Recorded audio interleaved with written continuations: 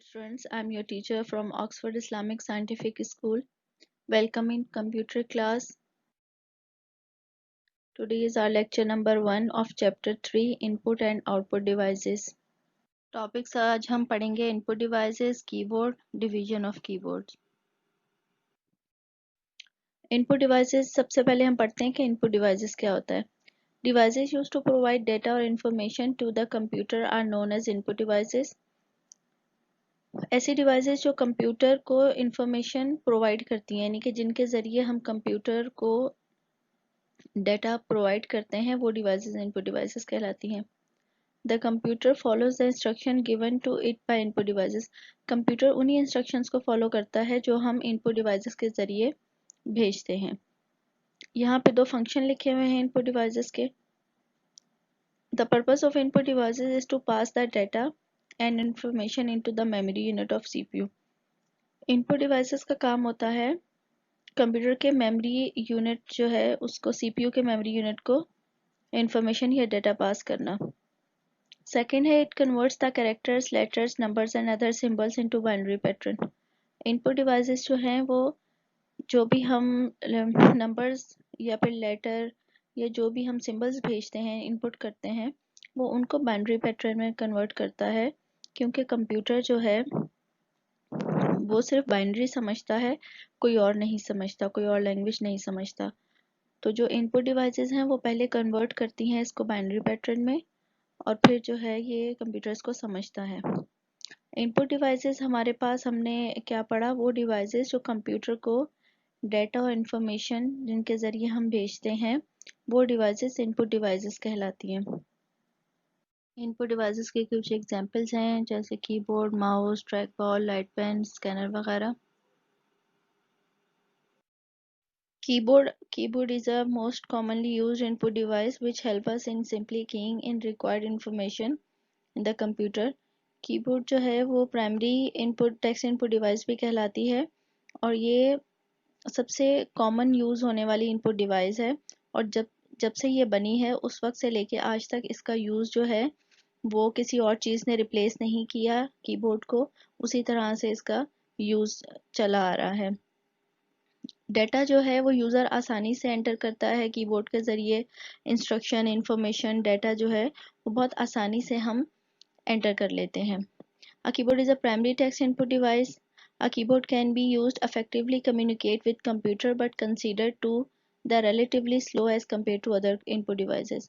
Computer जो है वो बहुत अफेक्टिवली कम्युनिकेट करती है कंप्यूटर के साथ, लेकिन रिलेटिवली अगर हम बाकी इनपुट डिवाइसेस को कंपेयर करें तो ये थोड़ी सी स्लो है.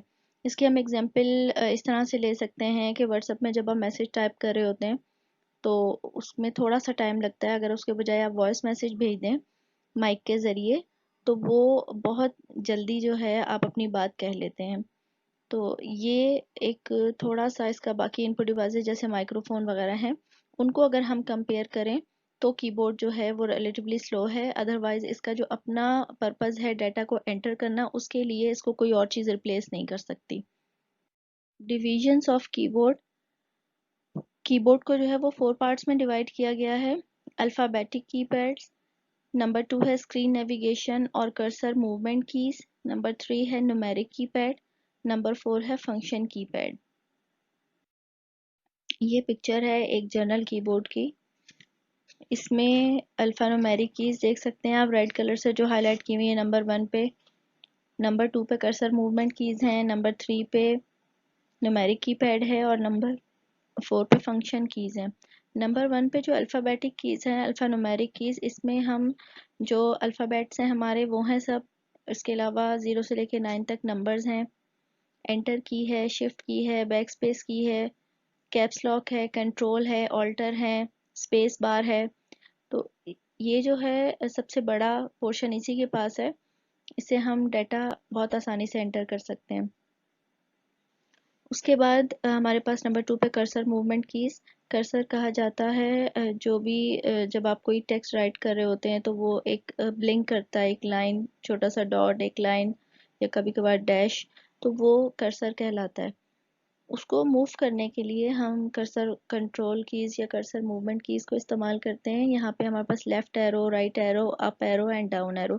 उसके अलावा यहाँ पर insert, delete, home and page up और पेज डाउन है। इंसर्ट, आपने अगर कोई टेक्स्ट लिखा हुआ है उसके बीच में आपको कोई चीज़ इंसर्ट करनी है, रिप्लेस करनी है, यानी कि आपने ई की जगह पे ए लाना है, तो वो आप इंसर्ट की से करोगे। उसके अलावा डिलीट की जो है किसी भी सिलेक्टेड आइटम को डिलीट करने के लिए। होम की जो है वो आपको पेज के पहले लाइन पे लेके चली जाती है, बिल्कुल स्टार्टिंग पे। और एंड की जो है वो बिल्कुल एंडिंग पॉइंट पे लेके चली जाती है पेज के। पेज अप की जो है वो फर्स्ट पेज की तरफ मूव करती है, यानी कि अगर आपने पीडीएफ फाइल खोली हुई है। और पेज डाउन की जो है वो आपको लास्ट पेज पे ले जाती है। इसी तरह से थर्ड नंबर पे है न्यूमेरिक कीपैड। न्यूमेरिक कीपैड एक कैलकुलेटर की तरह इसको आप समझ सकते हैं। इसमें आपको 0 से लेके 9 तक नंबर मिलते हैं, और हमारे जो बाइनरी ऑपरेशंस हैं, प्लस माइनस मल्टीप्लाई डिवीजन, ये 4 साइन हैं और एंटर का साइन है। इसको अगर किसी ने कैलकुलेशन पर्पस के लिए बहुत आसानी से है कि आप 3-4 फिंगर्स को एक साथ मूव करते हुए आप इस पर कैलकुलेशन परफॉर्म कर सकते हैं। अल्फ़ाबेटिक कीपैड में भी 0 से लेके 9 तक नंबर दिए हुए, लेकिन वो एक लाइन पे हैं, उसके साथ कुछ स्पेशल सिंबल्स भी हैं। आप शिफ्ट के साथ प्रेस करेंगे तो वो स्पेशल सिंबल्स आएंगे, उसके अगर वैसे ही आप प्रेस करेंगे तो वो नंबर्स आएंगे। इसके बाद फिर हमारे पास है फंक्शन कीज़। फंक्शन कीज़ जो हैं इनका अलग से हर की का एक अलग फंक्शन है।